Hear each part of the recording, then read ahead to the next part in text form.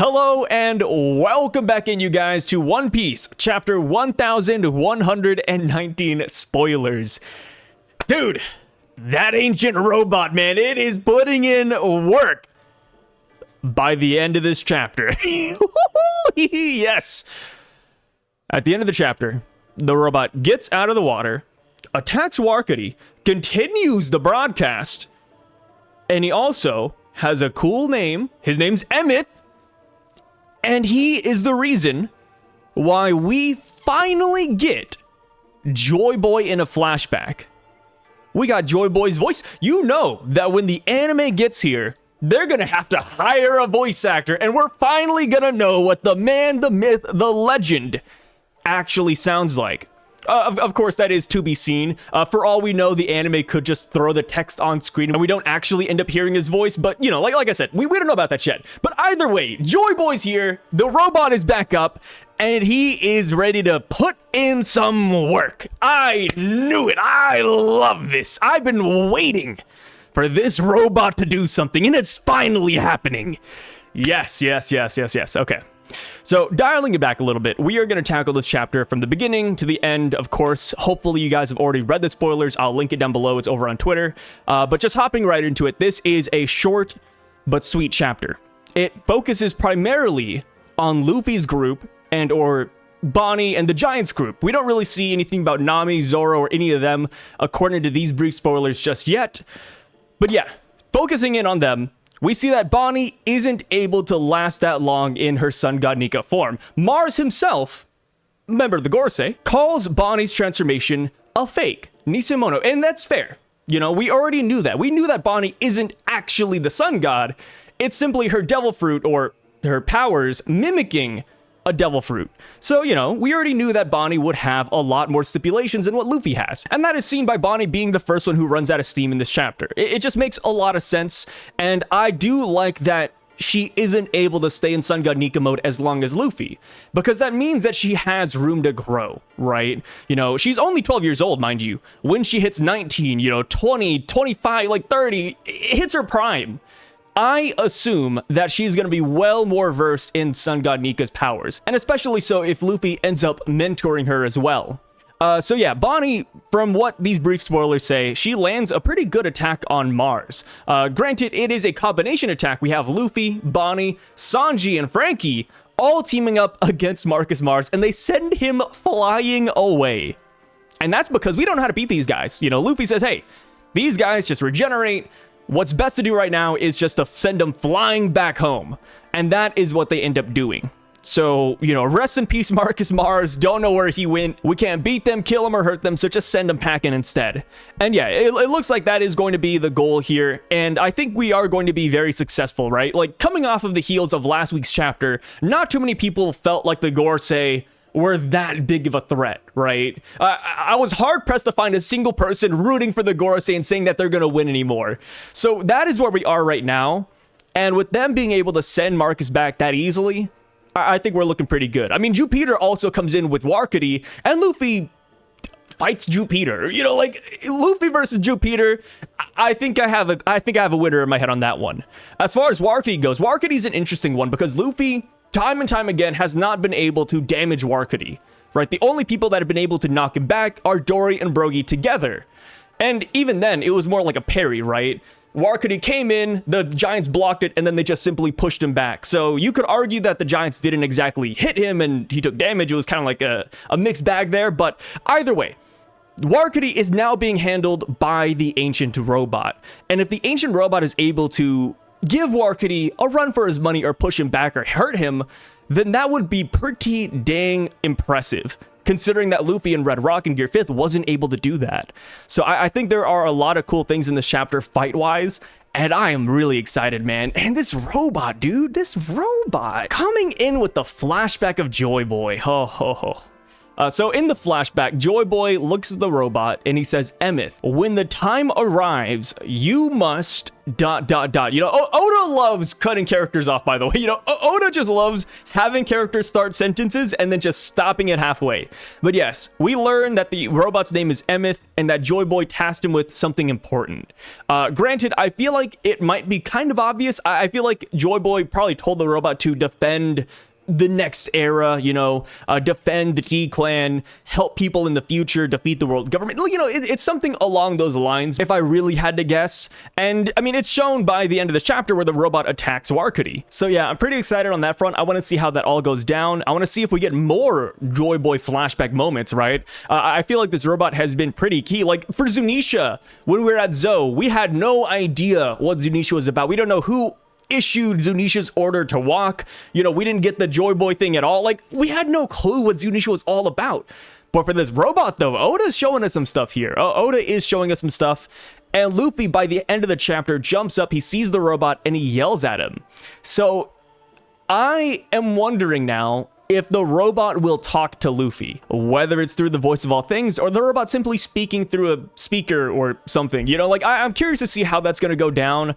I wonder what kind of lore the robot's going to drop on Luffy. Will he mention Joy Boy? Will he say, "Oh, you're the next one"? You know, like, I want to see what happens here. And then even then, now that the robot is, I don't know if I'd call him fully functioning, but now that he is doing something, I want to see if he interacts with the gorosei in any odd way. You know, like, I feel like everything that we lost 2 chapters ago, we're getting back here. Like, this robot, man, you know, the stocks are looking good. I'm excited for him. And, you know, you might be wondering, Sai, what is with the switch up? You thought I was hating the ancient robot left and right. I was. I still am. I don't like the ancient robot, but I do love these moments, you know? The reason I don't like the robot is because of the design. I just don't like giant robots.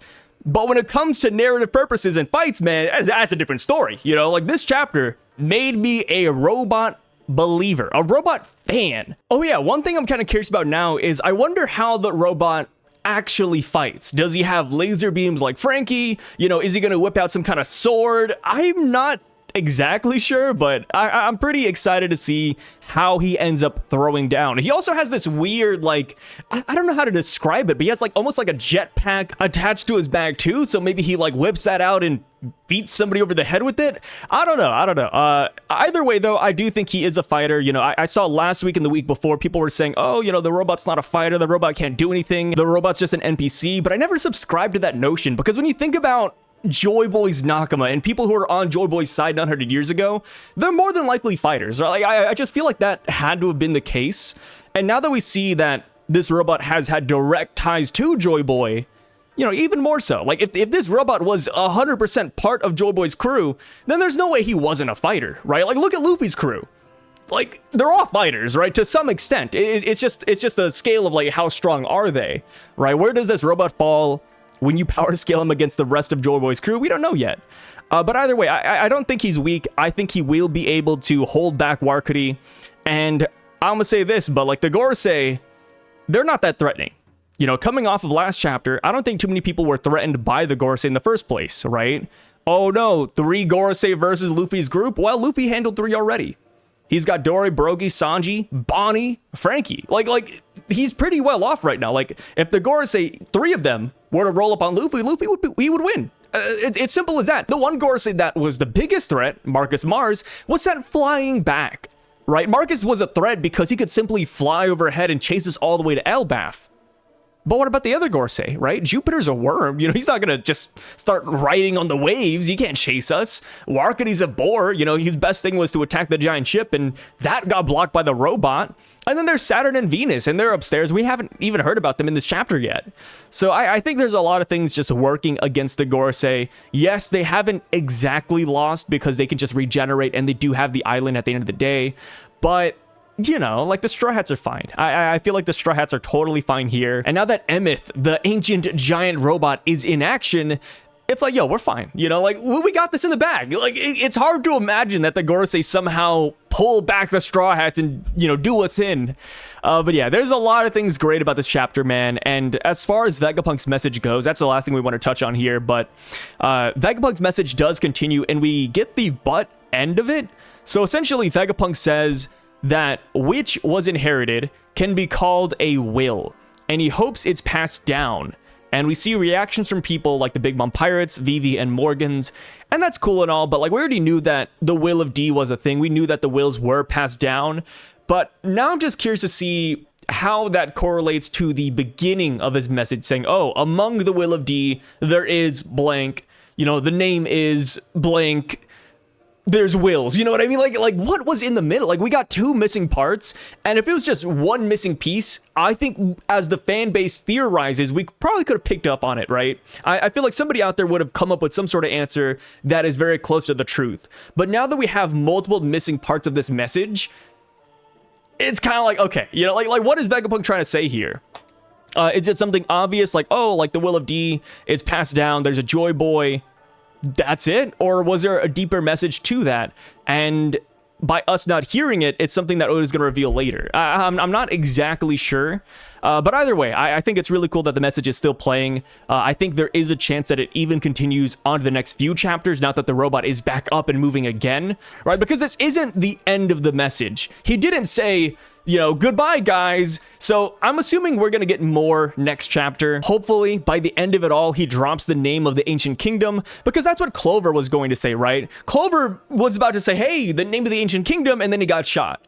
You know, we know that Vegapunk researched the books from Ohara, so he should know the Ancient Kingdom name. So him dropping that, I think, would be a great way to end off this entire message. You know, bring it full circle. He talked about Ohara in the beginning, talk about Ohara at the very end as well. I think that would be great. But yeah, with that being said though, man, this was a great chapter, you know, only 13 pages, but hey, it is short and sweet though. But yeah, let me know your guys' favorite parts. How do you feel about the Bonnie situation now that it's had time to settle, and now that we've seen that Bonnie is only able to throw like 1 or 2 attacks and then she taps out? Let me know what you think about the gorosei. Do you think that they're still a threat, or no? Do you think we can handle them pretty well, right?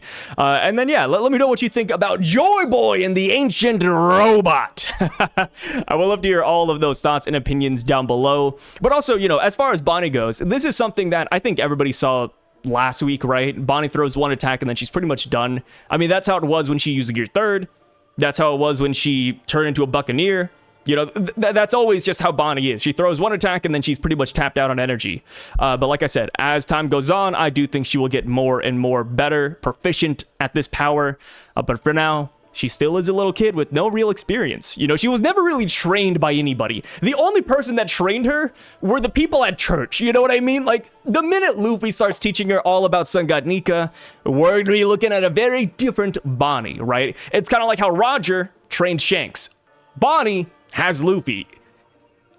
Like I said, give her a time skip, she is going to be crazy. But yeah, how do you guys feel about the Ancient Robot? Do you think he's a fighter, or no, do you still think that he is not a fighter and he's simply just a walking piece of trash? Let me know all those down below, and I'll catch you guys later.